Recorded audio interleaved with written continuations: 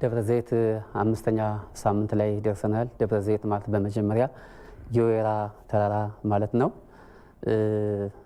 አምላካችን መድኃኒታችን ኢየሱስ ክርስቶስ ነገረ ምጽአቱንና እርገቱን ያሳየበት የተናገረበት ምልክቶችን የተናገረበት የዓለም ፍጻሜ ደቀ መዛሙርቱ ቀርበው የዓለም ፍጻሜ የሚሆነው ምልክቱ ምንድነው የሚል ምልክት ነበር የጠየቁት።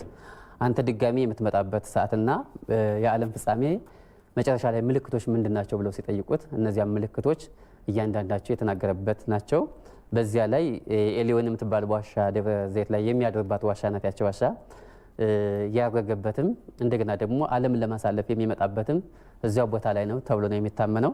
ስለዚህ ብዙዎች የዓለም ፍጻሜ ምልክቱ ላይ እንደሚታየው የማቴዎስ ወንጌል ምዕራፍ 25 ላይ እንደሚናገረው ብዙዎች በእኔ ስም ይመጣሉ ይላል። አንደኛው ምልክቱ አንደኛ እኔ ኢየሱስ ክርስቶስ ነኝ ብለው የሚመጡ ቀጥታ አሉ። እኔ ክርስቶስ ነኝ ብለው የሚመጡ አሉ።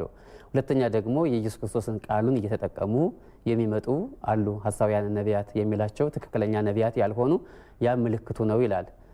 ቀጥሎ ያለው ረሃብ፣ ቸነፈር፣ ድርቅ፣ ጦርነት ይሆናል። እነዚህ ምልክቶች ናቸው። ህዝብ በህዝብ ላይ ይነሳል፣ መንግስትም በመንግስት ላይ ይነሳል። ፍቅር በስምንተኛው ትቀዘቅዛለች ይላልና ፍቅር በጣም ቀዝቃዛ መሆኗን፣ ሰዎች የማይዋደዱ መሆናቸውን፣ እርስ በራሳቸው የማይከባበሩ መሆናቸውን እዚያ ላይ የተናገረበት ነው። እዚያ ቀጥሎ ግን ምንድነው የተናገረው? እነዚህ ምልክቶች ከተናገረ በኋላ ደግሞ ማስጠንቀቂያዎችን ወይም ጥንቃቄዎችን ተናግሯል። ጥንቃቄዎቹ ምንድናቸው? አንደኛ በሰንበት እንዳይሆን፣ ሽሽታችሁ መከራችሁ በሰንበት እንዳይሆን። ሁለተኛ ደግሞ በክረምት እንዳይሆን። በሰንበት ማለት በቤተክርስቲያን በኢትዮጵያ ኦርቶዶክስ ቤተክርስቲያን ሰንበት የእረፍት ቀን ናት። ሰንበት ሁሉም ሰው ስጋውን ደሙን ተቀብሎ አርፎ የሚውልባት እግዚአብሔር ብቻ የሚያከብርባት ቀን ናትና ትጥቅ እንኳን አይዝም፣ ጫማ እንኳን በደንብ አያደርግም። ምክንያቱም ነጠላ ጫማ አድርጎ ነው ሊውል የሚችለው ማለት ነው እና ጠንከር ያለ ነገር አያደርግም። ስለዚህ በሰንበት ቀን እንዳይሆን ሽሽታችሁ፣ በክረምት እንዳይሆን፣ ክረምት ላዩታሹ ጭቃ ነው ማምለጥ አይቻልም እና በክረምት እንዳይሆን። እዚያም ደግሞ በዛ ዘመን ላይ ለማያጠቡ ሴቶች ላልወለዱ ሴቶች በቃ የወለዱና የሚያጠቡት ወዮላቸው ይላል። ሩጠው እንኳን ማምለጥ የማይችሉበት አጋጣሚ ነው። ስለዚህ ይሄ ዘመን ደብረ ዘይት ግማሽ የሚሆንበት ነው። ነገረ ምጽአቱን እንደገና ነገረ እርገቱን ያሳየበት፣ ነገረ ምጽአቱን ያሳየበት፣ ኤሊዮን በምትባል ዋሻ ላይ እያደረ የነበረበት 5000 ሕዝብ እያስተማረ በከተማ በኢየሩሳሌም ማደሪያው ግን ደብረ ዘይት ነበርና ደብረ ዘይት ማለት የወይራ ተራራ ማለት ነው። እዚያ መፍትሄዎቹን ተናግረዋል። መፍትሄዎቹ ደግሞ አንደኛ ትዕግስተኛ መሆን፣ ሁለተኛ ደግሞ ጸሎተኛ መሆን ያስፈልጋል። በትዕግስት በጸሎት ማምለጥ እንደሚቻል ስለነዚያም ብሎ ቅኖቹ ራሱ ያጥራሉ። 12 ሰዓት ከቀኑ 12 ሰዓት ከሌሊቱ 12 ሰዓት የነበረው ወደ 8 ይቀነሳል። ቀኑ ወደ 8 ይቀነሳል፣ ሌሊቱም ወደ 8 ይቀነሳል። ይሄም የሚሆነው ጸሎተኛ ሰው ከተገኘ ነው። አለዚያ ግን የመከራው ቀን ይረዝማልና የመከራችን ቀን እንዳይረዝምብን መጸለይ ያስፈልጋል። ቤተክርስቲያናችን ጸልዩ ነው የምትል፣ በጸሎት የማያልፍ መከራ የለም። ስለዚህ ምልክቶቹ ብዙ ናቸው። በጣም ብዙ ምልክቶች አሉ። ከነዚህ ግን በጣም ድርቅን እንመለከታለን። አሁን በዚህ ላይ በዘመኑ የማቴዎስ ወንጌል አርዕስተ ዜና ነው። አሁን እሶት አርዕስተ ዜና ነው እያነበቡ ያሉትና ሪፖርተሮች አሉ። ስለዚህ ዜናውን እየተናገረ ነው። የቆየ ዜና ነው። ብሬክ ኒውስ ባክ ሰበር ዜና አይደለም። ማቴዎስ የመዘገበልን የቆየ ዜና 2000 ዓመት የሞላው ዜና አስቀምጧል። ለምን መሬት እንደሚንቀጠቀጥ ይናገራል። ሰው እንደማይግባባ ይናገራል። ፍቅር እንደሚቀዘቅዝ ይናገራል። መንግስት በመንግስት ላይ እንደሚነሳ ይናገራል። መፈንቅለ መንግስት የሚካሄደው ማለት ነው። በዚያም ህዝብም እኔ እበልጣለሁ ካንተ የሚል ህዝብም ከህዝብ ላይ እኔ እበልጣለሁ የሚል። ስለዚህ ምልክቶች ብዙ ናቸው። ሌላው ደግሞ ሁለተኛው እና የመጨረሻው ምልክት ያደረገው በለሷ እንዳለመለመች ይላል። በለሷ እንዳለመለመች ያኔ እወቁ ድንገት እንደሚመጣ ክርስቶስ በበረሃ ነው ቢላችሁ በገዳም ነው ቢላችሁ አትመኗቸው ይላል። ገዳም ነው ያለ ቢሏችሁም አትመኗቸው፣ ከተማ ውስጥ ነው ያለ ቢሏችሁም አትመኗቸው። ክርስቶስ የሚመጣው እንደ ፀሐይ ብርሃን ባንዴ ከሁሉም ይደርሳልና ብሎ ምልክቶቹን በለሷ እንዳለመለመች እወቁ ማለት እስራኤል በእኛ ትርጓሜ ቤት እስራኤል ተበትነው ነበር እና መንግስት ካቋቋሙ በኋላ የሚል ትርጓሜ ያለው ያው 50 ዓመት ሞልቷቸዋል መንግስት ካቋቋሙ። እንግዲህ ምልክቱ ነው ብለን እናምናለን።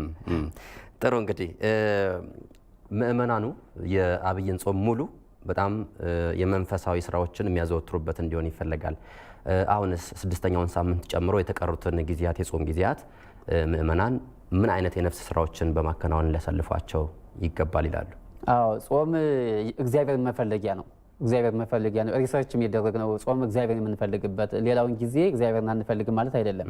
በተለየ መልኩ ግን በጾም ሰዓት እግዚአብሔርን የምንፈልግበት ሰዓት ነው። ኢሳይያስ 58 ላይ ምን ይላል?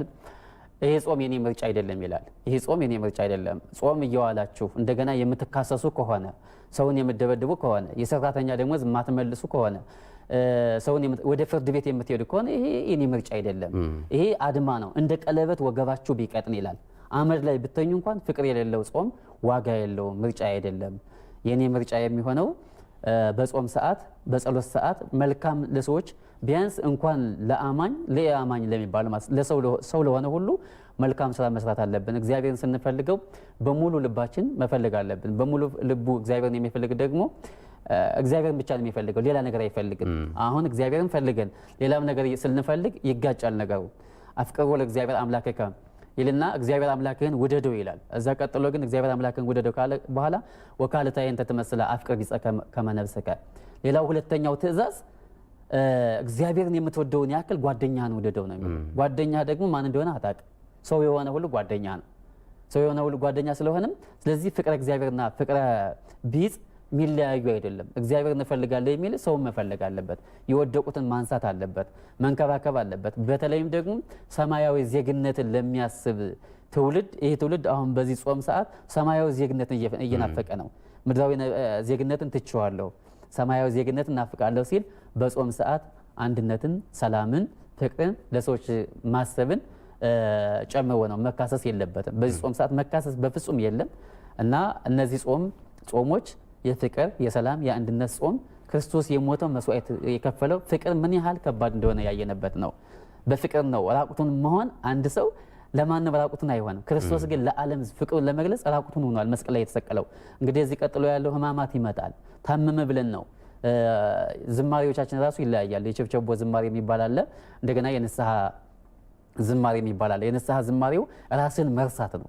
እግዚአብሔርን ብቻ ማሰብ፣ ራስን መርሳት። የቸብቸቦ ግን ራስንም እያሰቡ እያንቀሳቀሱ የሆነ ስሜት ከእግዚአብሔር ጋር እያገናኙንና ሁለት አይነት ስሜት አለው። በሀዘን ሰዓትና በደስታ ሰዓት ያለውን ስሜት በሀዘን ሰዓት ሰውየው የሞተውን ሰው ብቻ ነው የምናስበው። በደስታ ሰዓት ግን ራሳችንም እየተደሰት ነው የምናገለግለውና ይሄ ጾማችን ላይ ፍቅር የተሞላበት ሰላም የተሞላበት እንዲሆን ላሳስባለሁ።